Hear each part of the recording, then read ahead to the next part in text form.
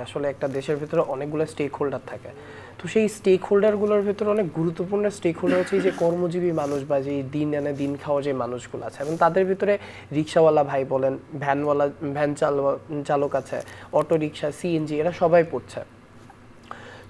আপনি দেখবেন যে 16 তারিখ থেকে কিংবা তারও আগে থেকে, প্রথম দিক থেকে কিন্তু তারা যখন আস্তে আস্তে আন্দোলনের ভিতরে ইন্টিগ্রেটেড হইলো, তখন এই যে 14, 15, 16, এরপরে আস্তে আস্তে করে হচ্ছে 5 তারিখ পর্যন্ত এই টোটাল যে টাইম পিরিয়ডটা, এই টাইম পিরিয়ডটার ভিতরে তারা যেভাবে মানুষকে সাপোর্ট দিয়ে গেছে, ছাত্রদেরকে সাপোর্ট দিয়ে গেছে। এই যে যেমন 16 তারিখেই হয়েছিল যে আমরা হচ্ছে মাইক খুঁজে পাচ্ছি না, তো মাইক খুঁজে পাইলে, মাইক যখন খুঁজে পেলাম তখন মাইকটা কোথায় রাখবো, কোনো রিক্সা খুঁজে পাচ্ছি না। একজন মামা নিজে থেকে এসে বললেন যে মামা আমার মাইক আমার এখানে রাখেন।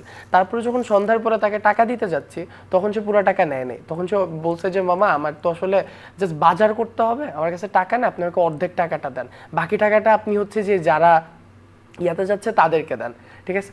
তখন তাকে বাকি টাকা, তাকে অর্ধেক টাকা দিছি আমরা, যদিও মানে সে নিবেই না, এক প্রকার এটা বলছে যে এটা আমার আন্দোলনের ভাষা, এভাবে আমি নিব না, এভাবে করে সে নিছে। এই যে টোটাল যে টাইম পিরিয়ডটা ছিল, এই সময়টাতে তারা যে বিভিন্নভাবে করছে, আমরা মনে করি যে এই তরুণ প্রজন্মের জায়গা থেকে তাদের যে ন্যায্য দাবিগুলো রয়েছে, যে দেখেন যে আপনার যে রিক্সাওয়ালাদের প্রতি যে খারাপ ব্যবহার করা হয়, তাদের প্রতি যে এই যে আমাদের ত্রাণের সময়, আপনি দেখেন বন্যার সময় যে ঘটনাটা ঘটছে, আমরা মনে করি যে তাদের আসলে কন্ট্রিবিউশনের কোনো জায়গা নেই। এটা একটা অনেক বড় ভুল কথা, এটা আমাদের একটা খুবই বড় একটা মিসকনসেপশন।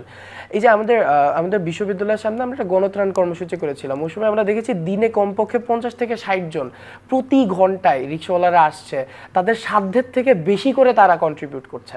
এখন আমার প্রশ্ন হচ্ছে যে যারা নিজেদের জায়গাটা সংকীর্ণ হওয়া সত্ত্বেও প্রশস্ত করে দিছে, তাদের জন্য আমরা কি প্রশস্ত হতে পারি কিনা?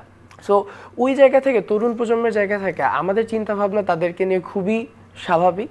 সেটা হচ্ছে আমরা চাই যে আমরা যেই প্ল্যাটফর্মে দাঁড়িয়ে কথা বলছি, যেই ন্যায্য অধিকারের কথা বলছি, তারাও সেই ন্যায্য অধিকারের কথাই বলবে, এবং তাদেরকে আমরা সেই প্ল্যাটফর্ম করে দিয়ে তাদের অধিকারগুলো শুনবো এবং সেগুলো বাস্তবায়নের ক্ষেত্রে আমরা কাঁধে কাঁধ মিলিয়ে এগিয়ে যাবো ইনশাল্লাহ।